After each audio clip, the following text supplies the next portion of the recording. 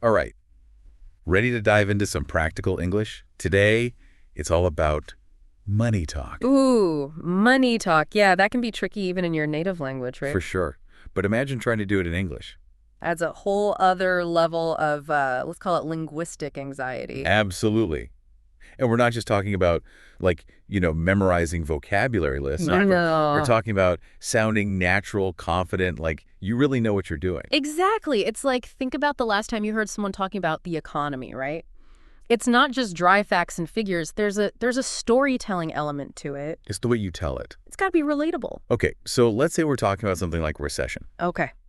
I know the word. I've seen it in the news. Yeah. But how would I actually use that in a conversation? Well, a recession, it's not just this abstract concept. It has real-world effects. One source even mentioned how during a recession, even the mob starts running low on cash. Wait, the mob? No, that's the story I got to hear. Yeah. You see, it just shows you how widespread the impact can be. Right. Job losses, people changing their spending habits, even organized crime takes a hit. And using that kind of vivid example in your English conversation really makes you sound more fluent, more engaging. It's like painting a picture with your words, right? Exactly. Instead of just stating the facts. And speaking of vivid language, let's talk about those essential money words you'll need to know. Okay, hit me with it. What are the must-haves? All right, we've got the classics: loan, mortgage, and tuition. These are words you're going to see everywhere, from bank statements to everyday conversation. All right, let's break them down. Loan.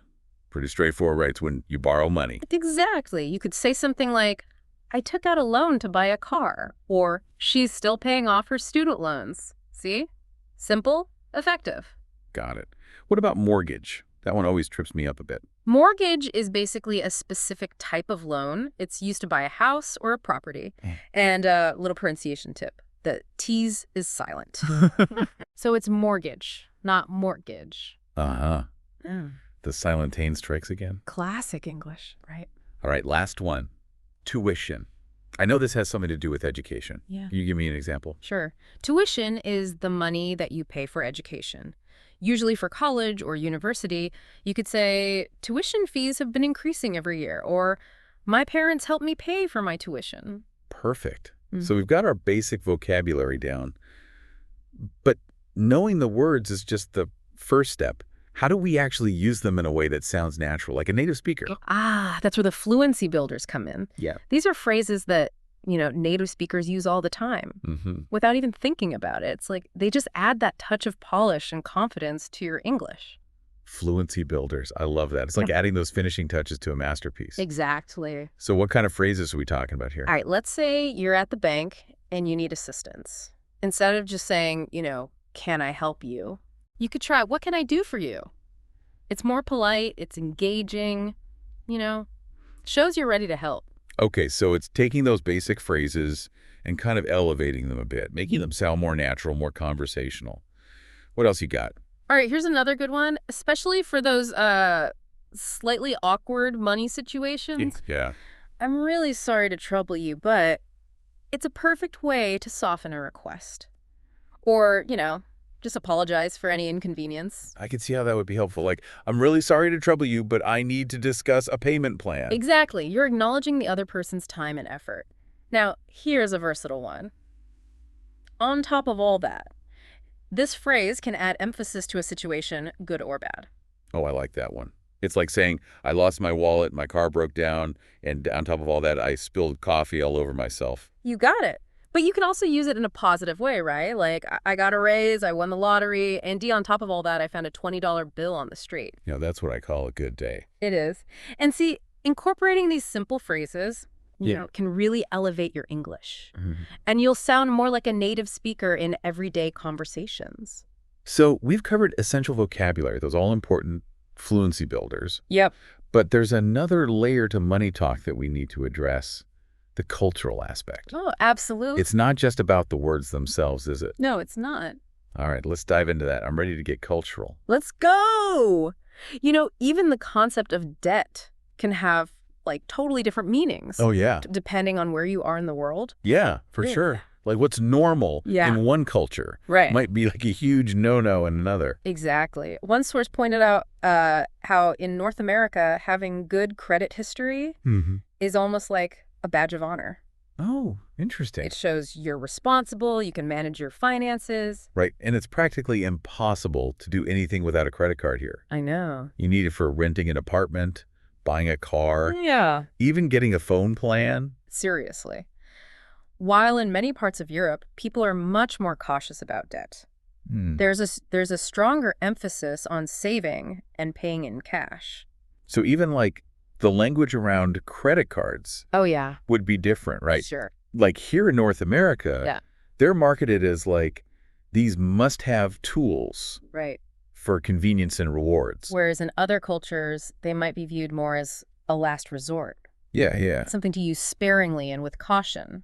It's fascinating how those cultural nuances really shape our perceptions, Right. even down to the words we use. It's crazy. So as English learners, Yeah. how do we navigate these differences? How do we make sure we're communicating effectively Right. and respectfully when it comes to money matters? Well, I think first and foremost, it's about awareness, Okay. recognizing that there are these different perspectives and just being sensitive to those variations. So doing a little research before you travel Yeah. or interact with people from different cultures Absolutely. could go a long way. Huge. Like understanding the basic financial etiquette and norms of that place. Exactly. And it's okay to ask questions, too. Right. You know, if you're unsure about something, Mm-hmm.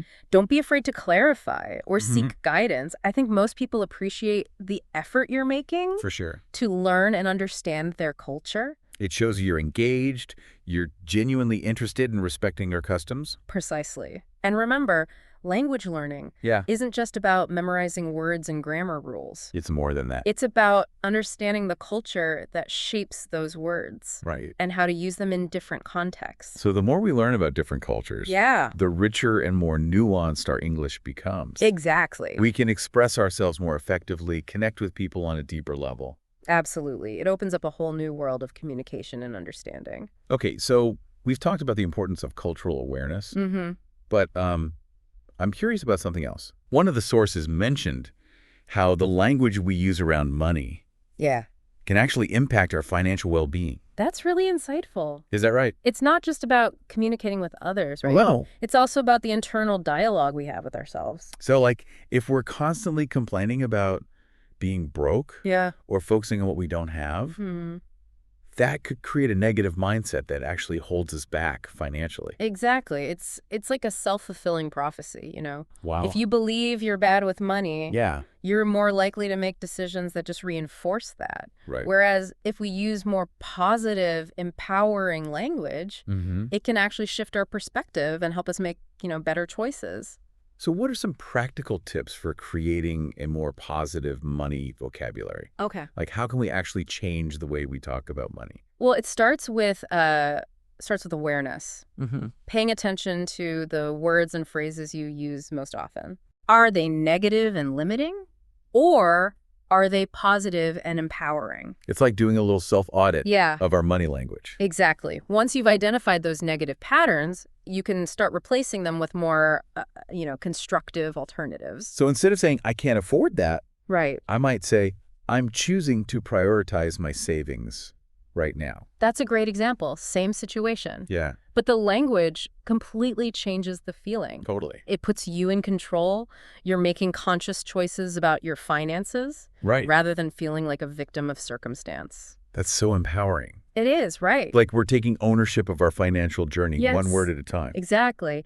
And remember, this applies to all aspects of language learning. Mm-hmm. Being mindful of the words we choose. Right. Understanding their cultural nuances. Right. And just using them to create a more positive and effective communication style. It's like we're not just learning English, we're using it as a tool Yeah. for personal growth. Right. Absolutely. And transformation. And that's a powerful concept It is. that extends far beyond just financial matters. Mm-hmm. It's about using language to shape our reality, create the life we want. Wow, that's pretty deep. I know, right? So as we wrap up this part of our deep dive, Okay. I want to leave our listeners with a challenge. Right. Pay attention to your money language. Yeah. What words and phrases are you using? Think about it. Do they reflect abundance or scarcity? Good question. Do they empower you or hold you back? It's a journey of self-discovery and growth. It really is. And remember, even small changes in your language Yeah, can lead to big shifts in your financial well-being. that's a great point to end on. Yeah, We've covered a lot of ground today. they have. From essential vocabulary and cultural nuances Right. to the power of language in shaping our financial mindset. It's been a fascinating exploration. Absolutely. And remember, mastering money talk is not just about fluency. It's about using language as a tool to create a more positive and abundant financial future.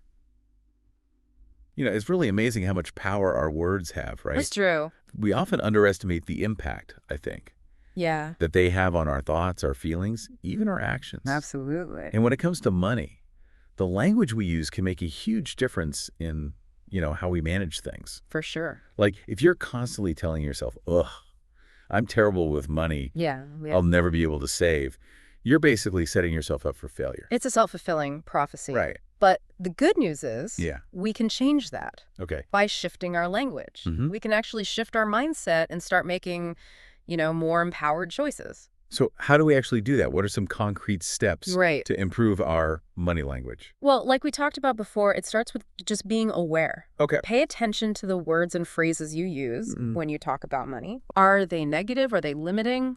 Are they positive? Are they empowering? It's like doing an inventory, right, Yeah. of our financial vocabulary See what needs adjusting. and then making some swaps, Yeah. right? So instead of saying, I'm drowning in debt, Ooh, yeah. I might say, I'm working towards financial freedom. I love that. Same situation, totally different feeling. Right. It's like reframing it. Yeah. It's Yeah. giving yourself permission to succeed. Exactly. What other language swaps can we make? Another helpful tip is to really focus on gratitude Okay. instead of dwelling on what you don't have. Right. Take time to appreciate what you do have. So even if it's something small, Yeah. like having a roof over my head, a cup of coffee, Yeah. just acknowledge those blessings. Gratitude can be a powerful antidote to that scarcity thinking. Interesting. It helps you see the abundance that already exists, which can lead to a more positive, hopeful outlook. Which then, helps with those financial decisions. It's all connected. Right. It's all connected. Right. And remember, this whole mastering money talk thing, it's an ongoing journey. Of course. Yeah. It's about constantly refining your language and your mindset. Just like learning any new skill, right? Totally. Takes practice, patience, Hmm. and just a willingness to keep learning and keep growing. Don't be afraid to, seek support along the way. That's true. There are so many resources out there. Books, podcasts, financial advisors, Yeah. people to help you on your journey. We're not alone in this. Not at all. There's a whole community of people who are working towards, financial well-being. Right. Exactly. So as we wrap up this deep dive, Yeah. I want to leave everyone with a final thought. Your words have power. Mhm. Choose them wisely, use them to empower yourself, Yeah. and just watch your financial world transform. I love that. It's been such a fascinating conversation. It has. And I think we've all learned some really valuable lessons today, not just about money, Right. but about the power of language Exactly. to really shape our reality. Right. Couldn't agree more. Keep learning, keep growing, and keep mastering that money talk. Absolutely. And remember, financial fluency. It's within your reach. Thanks for joining us on this deep dive into the world of money talk. Until next time, happy learning.